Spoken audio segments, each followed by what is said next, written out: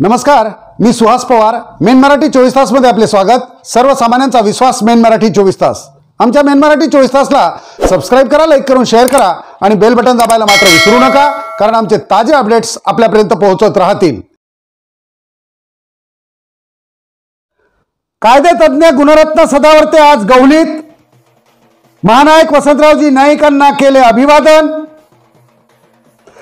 तर बंजारा एसटी आरक्षण बाबत मांडली प्रखर भूमिका.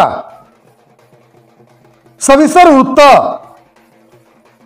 आक्रमक बोलण्यासाठी प्रसिद्ध असलेले कायदेतज्ञ गुणरत्न सदावर्ते आज महानायक वसंतरावजी नाईक यांच्या जन्मभूमीत गवली येथे आले आणि महानायक वसंतरावजी नाईक यांना विनम्र अभिवादन केलं. यावेळी त्यांच्यासोबत मोठा चाहता वर्ग होता. त्यानंतर जलक्रांतीचे जनक माजी मुख्यमंत्री, हिमाचल प्रदेशचे माजी राज्यपाल सुधाकररावजी नाईक यांच्याही समाधीचे त्यांनी दर्शन घेतले. त्यानंतर प्रसारमाध्यमांशी बोलताना गुणरत्न सदावर्ते यांनी बंजारा जमात ही आजही तांड्यावरच राहते, शहरांशी त्यांचा संबंध नाही, हाच सगळ्यात मोठा मागासलेपणाचा पुरावा आहे असं सांगितलं. जिंदाबाद वसंतराव नाईक साहेब, जिंदाबाद जिंदाबाद जिंदाबाद वसंतराव नाईक साहेब, जिंदाबाद जिंदाबाद जिंदाबाद.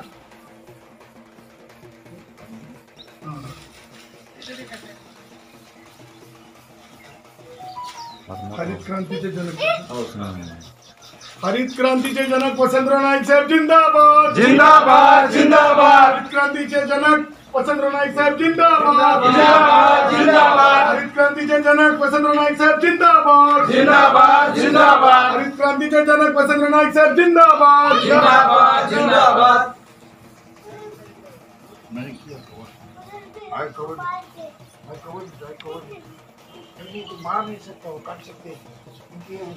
संपूर्ण महाराष्ट्रात बंजारा पेटून उठला आहे आणि प्रत्येक तालुक्यात, प्रत्येक जिल्ह्यात ठिकठिकाणी मोर्चे, आंदोलने होत आहेत.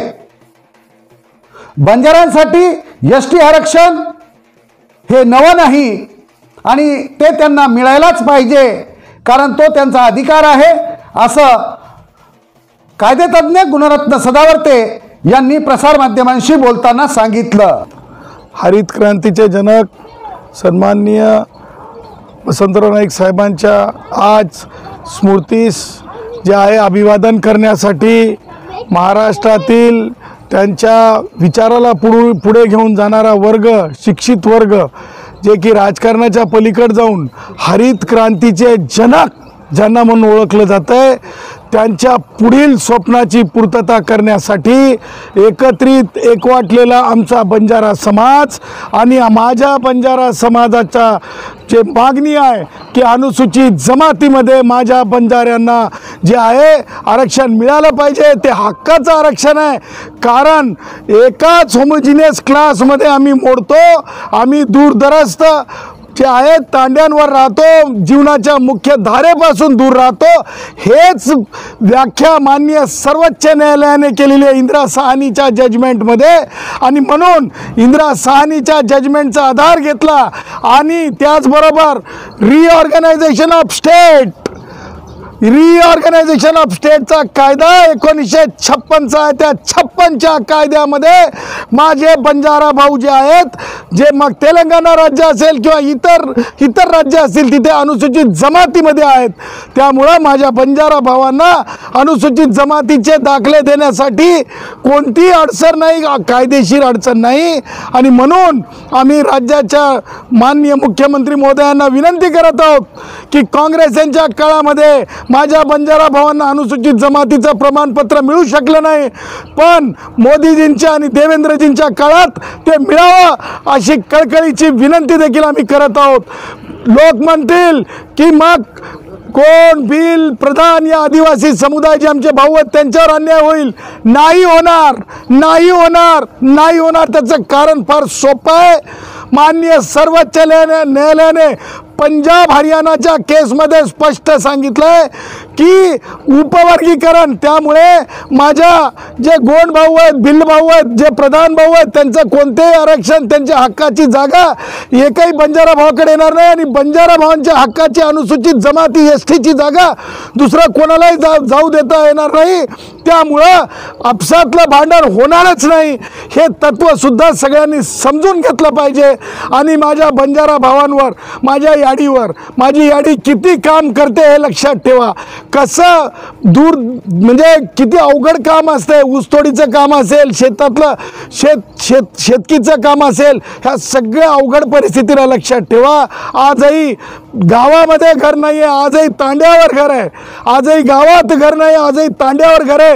आणि हीच खरी सामाजिक मागासलेपणाची व्याख्या आहे. आणि त्यामुळं माझं असं म्हणणं आहे की स्पष्टपणे माझ्या बंजारा भावांना अनुसूचित जमातीचे प्रमाणपत्र दिले जावेत. आमचं म्हणणं आहे की जरंग्याची मागणी मान्य होऊ शकत नसताना सुद्धा शासनाचे निर्णय होतात. आम्ही म्हणजे अनुसूचित जमातीत आहोत असं असताना आम्हाला विलंब नको. काँग्रेसांनी विलंब केला, परंतु देवेंद्रजीच्या सरकारने आम्हाला विलंब करायला भाग पाडू नये. आज आपण आहोत महानायक वसंतरावजी नाईक साहेब यांच्या जन्मभूमीत गवली येथे. आणि अख्खा महाराष्ट्र नव्हे तर संपूर्ण देश ज्यांना आपल्या आक्रमकतेविषयी ओळखतो असे कायदेतज्ञ गुणरत्न सदावर्ते आज या ठिकाणी महानायक वसंतरावजी नाईक साहेब यांच्या समाधीस्थळी आले, नतमस्तक झाले.